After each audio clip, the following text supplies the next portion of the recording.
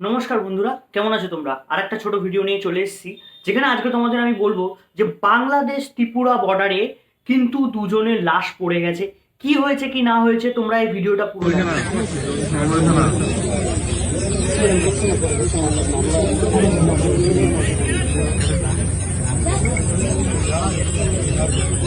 এরা করবো কিন্তু এরা করবে না বাংলাদেশ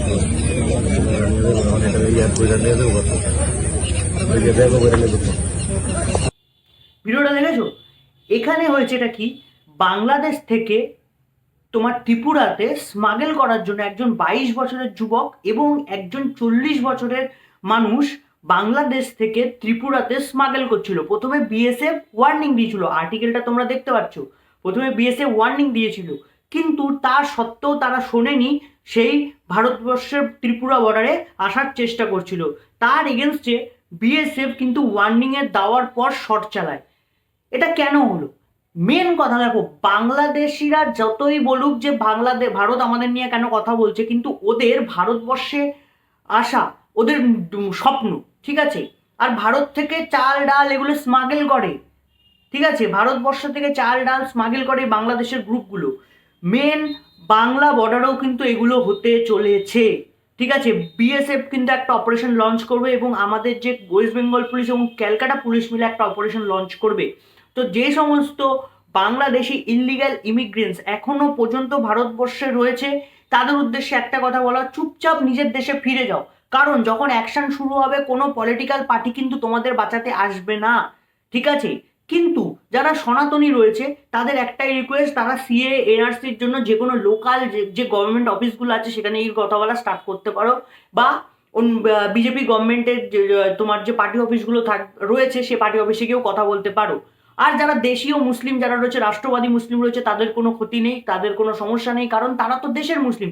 বেসিক্যালি যখন বাংলাদেশ থেকে যখন এই সমস্ত যখন খালেদা জিয়ার পার্টি বিএনপির যখন সরকার হয়নি, তখন ইউনুস গভর্নমেন্টের থেকে এনসিপির সব বড় বড় নেতা এবং জামাতের কিছু বড় বড় নেতা সমস্ত কথাবার্তা বলতো যে বর্ডারে যদি আর একটা লাশ পড়ে তাহলে আমরা মার্চ করব, বর্ডার মার্চ করব এবং বর্ডার ভেঙে ফেলবো, ঠিক আছে? তো এই তো দুটো লাশ পড়লো, কি হলো দেখো। এখন ওখান থেকে বাংলাদেশ থেকে হয়তো কথাবার্তা কম আসছে ভারত নিয়ে, তাও কিছু কিছু ছিন্ন বিচ্ছিন্ন কথা আসছে। মেন কথা, স্টেবল গভর্নমেন্ট যেহেতু রয়েছে, গভর্নমেন্ট ওখানকার যারা গভর্নমেন্ট অফিসিয়ালরা রয়েছে তারা কিন্তু স্টেপ নিচ্ছে বাংলাদেশের গভর্নমেন্টে। হ্যাঁ, এবার বিচ্ছিন্ন ঘটনা কেন আসছে? কারণ জামাতও কিন্তু বাংলাদেশের একটা তোমার সংসদে রয়েছে, জামাতের পার্টির কিন্তু মোটামুটি সিট রয়েছে, সেই কারণে জামাত এই সমস্ত গ্রুপকে সাপোর্ট করছে। আর খুব শীঘ্রই কিন্তু বাংলা বর্ডারও সিল হতে চলেছে এবং তার সাথে সাথে যারা স্মাগেল করছে তাদের জন্য একটা মানে খুব খারাপ খবর। কারণ ভারত থেকে বিভিন্ন জিনিস যেমন চাল ডাল তেল নুন এরা এখান থেকে স্মাগেল করতো। স্মাগেল কেন করতে হতো? কারণ যদি অফিসিয়াল রুট থেকে নেয় তাহলে এগুলোর ট্যাক্স দিতে হয় বা এগুলোর দিতে হয়, কিন্তু যদি স্মাগেল হয় তাহলে কিছুই লাগে না, ঠিক আছে? তো এই স্মাগেলটা বন্ধ হবে প্রথমত।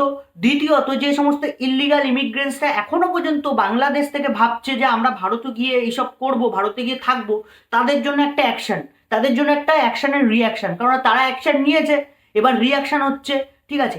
এটা হচ্ছে মেন খবর। আর তোমরা আর্টিকেলটা মোটামুটি দেখে নিলে, আমি তোমাদের বলে দিলাম।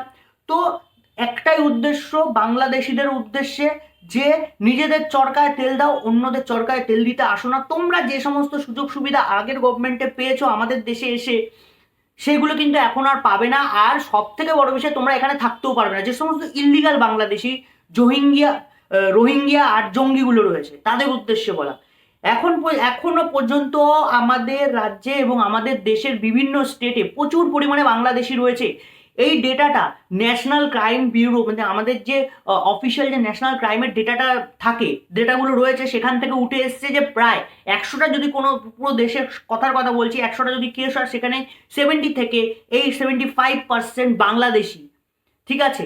তো এটা দেখেই ভারত সরকারের কিন্তু চিন্তা ছিল, কিন্তু ওয়েস্ট বেঙ্গল জেতার পর বিজেপি গভর্নমেন্টের সেই জায়গাটা অনেকটা কিন্তু স্বস্তিতে ফেলেছে আমাদের বাংলাভাষীকে। কারণ আমরা জানি কিভাবে ল্যান্ড গ্র্যাপিং, কিভাবে ল্যান্ড জিহাদ করছিল, কিভাবে লাভ জিহাদ করছিল এবং কিভাবে আমাদের সনাতন ধর্মকে এরা ছোট করছিল। দেখো, নিরপেক্ষ তখনই হবে যখন তোমার প্রতি কেউ নিরপেক্ষ থাকবে, কিন্তু নিরপেক্ষ তখন হয় না যদি তোমার অপোনেন্ট পার্টি তোমার প্রতি নিরপেক্ষ নয়, ঠিক আছে? তো আশা করি তোমাদের এই ছোট ভিডিওটা ভালো লাগলো। ততক্ষণের জন্য জয় হিন্দ, বন্দে মাতরম।